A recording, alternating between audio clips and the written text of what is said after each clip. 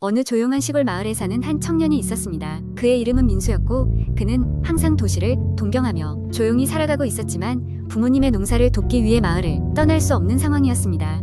어느 날 민수는 산책을 하던 중 마을 뒷산 깊숙한 곳으로 들어가게 되었습니다. 그곳에서 그는 낡고 오래된 폐가를 발견하게 됩니다. 폐가는 말 그대로 버려진 듯한 상태였고 먼지와 거미줄이 가득했습니다. 그러나 이상하게도 폐가 주변에는 어느 농부가 남기고 간 것 같은 텃밭이 부분적으로 가꿔져 있었습니다.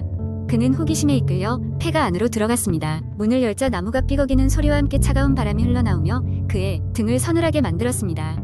폐가 안은 외관만큼이나 낡고 오래된 분위기를 자아내고 있었습니다. 그는 폐가의 구석구석을 둘러보며 낯선 기운을 느꼈습니다.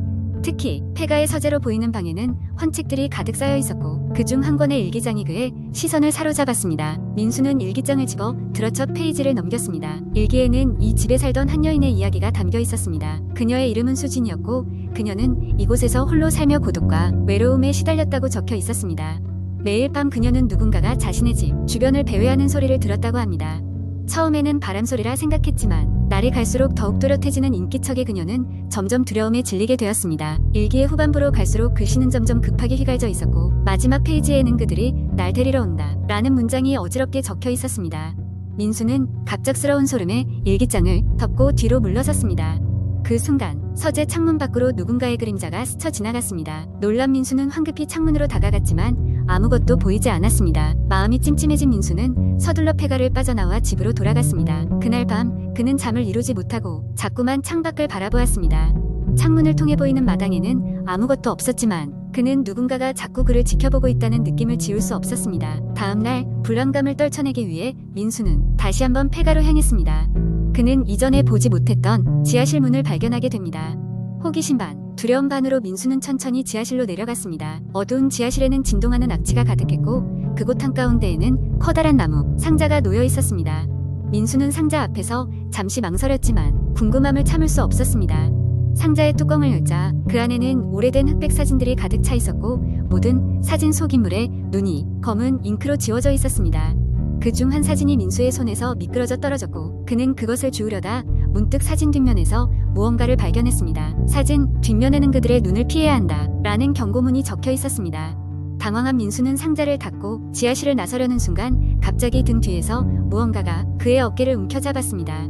돌아보니 아무도 없었지만 차가운 느낌은 분명히 남아 있었습니다. 쏘스라치게 놀란 민수는 서둘러 폐가를 빠져나와 차가운 공기를 들이쉬며 도망치듯 집으로 돌아왔습니다. 며칠 후 민수는 마을 어르신을 찾아가 폐가에 얽힌 이야기를 들려드렸습니다. 어르신은 조용히 고개를 끄덕이며 말씀하셨습니다.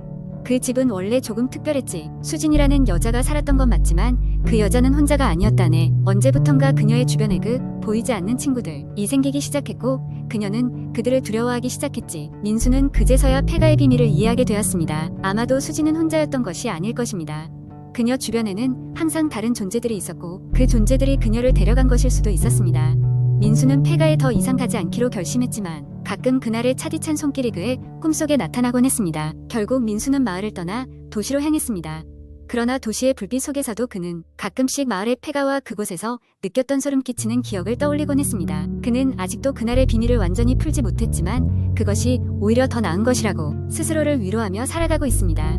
그럼에도 불구하고 그날 이후 민수에게 뒤따르는 그늘진 느낌은 결코 사라지지 않았습니다. 두 번째 이야기 한국 인터넷에는 다양한 공포 이야기가 있는데 이번에는 그중 하나를 길게 풀어 설명해볼게. 이 이야기는 어느 한적한 시골 마을에서 시작된다. 서울에서 스트레스를 많이 받던 주인공은 잠시나마 조용한 곳에서 쉬고 싶어 시골로 내려가게 된다. 오래전에 돌아가신 할머니의 집이 비어있다는 소식에 그는 그곳에서 시간을 보내기로 결심한다. 어릴 적 여름방학에 놀러갔던 기억이 있는 곳이라 주인공은 반가운 마음과 설레는 마음을 안고 그곳으로 향했다. 도착한 마을은 여전히 한적하고 평화로웠다. 할머니의 집은 예상대로 버려져 있었지만 적당히 정돈된 모습을 유지하고 있었다. 낡은 목재 바닥과 오래된 가구들이 주인공을 반겼고 저녁 노을이 비치는 창밖의 풍경은 아름다웠다. 첫날 밤 주인공은 오랜만에 시골의 정취를 느끼며 깊은 잠에 빠졌다. 하지만 밤중에 갑자기 이상한 소리에 잠에서 깼다. 주방 쪽에서 뭔가 긁히는 소리가 들려왔다. 귀를 기울여 보니 마치 누군가가 벽을 긁는 것 같았다. 마음을 가라앉히고 조심스럽게 주방으로 가보니 아무것도 없었다. 그냥 바람 소리가 난 것이라고 생각하고 다시 침대로 돌아왔다. 다음 날 아침 그는 마을을 돌아다니며 산책을 했다. 그러던 중 마을의 오래된 전설을 들려주는 노인을 만났다. 노인은 이 마을에 전해 내려오는 이야기라며 할머니의 집에 대해 말했다. 그 집은 오랫동안 이상한 일이 일어나는 곳으로 유명했고 사람들이 그 집 근처에 가길거린다고 했다. 호기심이 많은 주인공은 자세한 이야기를 듣기로 한다. 노인은 조용한 목소리로 말을 이었다. 몇십 년 전 그 집에는 한 가족이 살고 있었는데 어느 날 갑자기 실종되었다고 했다. 이후로 그 집에서는 밤마다 이상한 소리와 형체가 보인다는 소문이 돌기 시작했다는 것이다. 일부 사람들은 그 가족이 이승을 떠나지 못하고 원혼이 되어 집에 머물고 있다고 믿었다. 주인공은 무서우면서도 한편으론 재미있다고 생각하며 집으로 돌아왔다. 그날 밤 그는 다시 한번 벽을 긁는 소리에 잠에서 깼다. 이번에는 좀 더 분명하게 들렸다. 침대에 누워 귀를 기울이자 더 이상한 일이 벌어졌다. 이번에는 계단에서 발자국 소리가 들려온 것이다. 그는 숨을 죽이며 소리를 따라가 봤지만 또다시 아무것도 발견할 수 없었다. 그는 그날 이후로 몇 날 며칠을 그 집에서 머물면서 비슷한 경험을 여러 번 했다. 어느 날은 거울에 사람의 형체가 살짝 비치기도 했고 창밖에 누군가가 서 있는 것 같은 기분이 들기도 했다. 하지만 문을 열어 나가보면 아무도 없었다. 이런 기이한 현상들이 계속되자 그는 점점 지쳐갔다. 결국 그는 더 이상 그 집에서 머무는 것이 안전하지 않다고 판단하게 되었다. 다시 짐을 꾸려 서울로 돌아갈 준비를 하면서 마지막으로 할머니의 집을 둘러봤다. 방 구석구석을 살펴보던 중 그는 벽에 걸린 오래된 사진 액자를 발견했다. 그 사진에는 주인공이 전혀 알지 못하는 사람들이 담겨 있었다. 놀랍게도 그들은 노인이 이야기하던 실종된 가족과 정확히 일치하는 모습이었다. 주인공은 다시 한번 등골이 오싹해짐을 느끼며 그 집을 떠나겠다는 결심을 굳혔다. 그는 서둘러 짐을 정리하고 수도꼭지를 잠그고 불을 끈 후 마지막으로 집을 나섰다. 집을 떠나 마을을 벗어나던 순간 그는 뒤돌아 그 집을 한 번 더 바라보았다. 창문 너머로 누군가가 그를 지켜보고 있는 것만 같았다. 주인공은 서둘러 시동을 걸고 그곳을 빠져나왔다. 서울로 돌아온 그는 한동안 그곳에서 있었던 일을 잊지 못했다. 시골 마을의 풍경과 그림자 속에 숨겨진 무언가가 여전히 그를 따라다니는 듯한 기분이 들었지만 그는 그 후로 다시는 그 집에 가지 않았다. 시간이 흐르면서 점차 그 집의 존재와 그날 밤의 기억들은 흐려졌지만 가끔씩 꿈속에서 그곳을 헤매고 있는 자신을 발견하곤 했다. 이 이야기는 이후에도 인터넷에서 많은 사람들에게 회자되며 무섭지만 매력있는 괴담으로 남게 되었다. 사람들은 이야기 속 주인공의 경험을 두고 진짜일까 상상일까 여러 가지 추측을 내놓았지만 진실은 오직 경험자만이 알 수 있는 것이었다.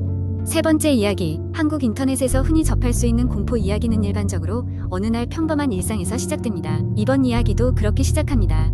나는 서울 외곽에 위치한 조용한 마을로 이사오게 되었다.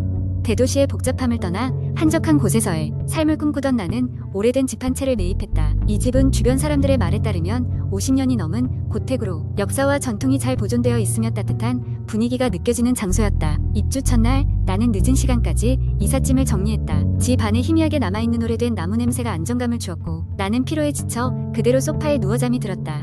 그런데 갑자기 한밤중에 이상한 소리가 들리기 시작했다. 딱딱 딱딱 그리고 쿵쿵거리는 발소리. 처음엔 나무가 오래되어 삐걱대는 소리라 생각했다. 다음날 아침 마을 주민들과 인사를 나누며 집에 대해 이야기를 듣게 되었다. 그들은 이 집에서 몇몇 이상한 일들이 있었다고 조심스럽게 말했다. 예전에 여기서 살았던 가족들이 이유 없이 급히 이사를 갔고 한 번은 밤에 집안에서 누군가의 흐느끼는 소리가 들린다는 소문도 있었다. 나는 겁이 났지만 그런 이야기는 흔한 도시전설이라 여기며 대수롭지 않게 넘겼다. 며칠 후 나는 다시 그 소음을 들었다. 이번엔 소리가 더 뚜렷했다. 분명 누구의 발소리 같았다. 혹시나 싶어 방을 하나하나 점검했지만 아무것도 없었다. 이상한 느낌의 소름이 돋았지만 지쳐있는 몸은 금세 잠들고 말았다. 어느 날 새벽 잠결에 이상한 꿈을 꾸었다. 누군가 나를 부르고 있는 꿈이었다. 도와줘. 낮은 목소리가 나를 흔들어 깨우는 듯했다. 꿈에서 깨어났지만 심장이 뛰는 것을 멈출 수 없었다. 잠시 후 창밖에서 어렴풋이 그림자가 보였다. 나는 소스라쳐 창문을 확인했지만 아무것도 보이지 않았다. 이러한 일들은 점점 더 빈번해졌다. 매일 밤 비슷한 시간대에 같은 꿈을 꾸고 집안에서는 이상한 소리가 반복되었다. 도저히 혼자서는 더 이상 견딜 수 없다는 생각에 나는 친구 몇 명을 불러 집에서 하룻밤을 보내기로 했다. 그날 밤 우리는 거실에 모여 각종 이야기를 나누며 시간을 보냈다. 친구들은 그런 일은 착각이라며 나를 안심시켰다. 그런데 갑자기 방 안의 온도가 급격히 낮아지기 시작했다. 모두가 소름을 느낄 정도로 차가워진 공기 속에서 라디오가 혼자서 켜지며 지직거리기 시작했다. 우리는 얼어붙은 듯 바라보았다. 그리고 그 순간 집 밖에서 누군가가 문을 마구 두드리기 시작했다. 주변의 모든 것이 정적이 쌓인 가운데 문 두드리는 소리만이 집안에 울려 퍼졌다.